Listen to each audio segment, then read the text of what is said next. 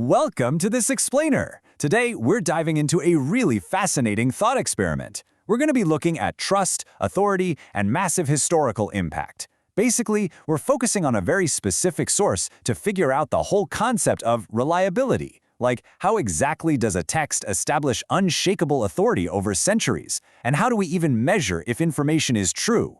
We aren't just looking at some ordinary, run-of-the-mill document here. We're looking at the epistemological structure of a spiritual text that has literally guided masses of people for hundreds and hundreds of years. So, keep an open mind, because today we're exploring that incredible intersection of faith and logic, step by step. Section 1. The Power of Signature. Okay, let's dive into this. We're going to start by talking about the sheer, immense weight carried by a leader's guarantee. You know, that ultimate seal of approval. So I want you to ask yourself, how powerful can a signature really be? Just think about the signature of a state leader, maybe a monarch or the head of a massive global organization. Huge, literally massive efforts go into preventing these signatures from being forged, right? You've got encrypted seals, wet signatures, complex notary approvals, international security measures, the whole shebang. But why? Well, because that tiny little mark, that single signature, has the power to shift an entire country's economy. It can mobilize millions of people, or even send an army into war.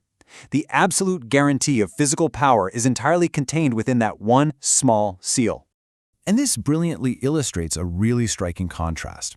On one hand, you have modern state decrees. They require incredible physical security, and their impact is usually, limited to a single country with clearly defined borders. But on the other hand, we have the foundation of today's source material, a 13th century old spiritual signature. And this one hasn't endured through physical protection, but through an incredibly abstract, enduring power. According to our source, this kind of signature doesn't shape armies. Instead, it shapes the minds, the hearts, and the lifestyles of millions upon millions of people across time. It's an establishment of authority that is just so much deeper and way more permanent than any physical seal could ever be. Section 2. The Sultan's Undeniable Word.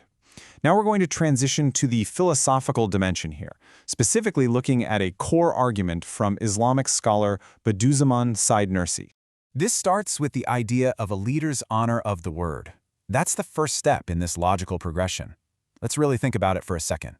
If an ordinary human leader, like a president or a king, goes to such immense lengths, showing absolute meticulousness to ensure their word doesn't fall flat and their signature isn't proven false, well, to what extent would a supreme spiritual sultan value their own word?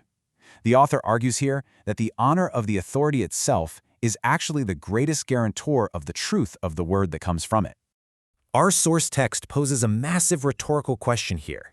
It asks, if it is considered that a sultan sometimes mobilizes a whole army and enters a war so that a single word of his does not turn out to be a lie, is it at all possible to falsify thousands of words, promises, and warnings of such a serious and honorable sultan?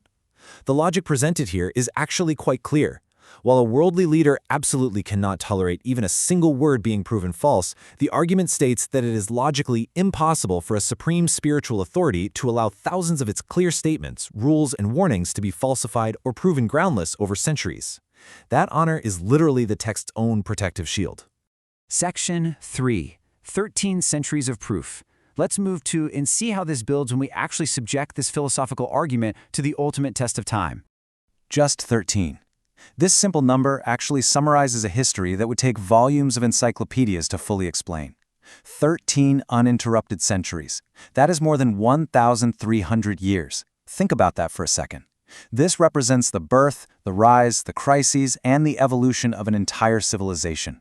It represents the monumental, immense duration that the spiritual source has just remained standing, resisting the ruthless wear and tear of time, completely without losing its asserted truth.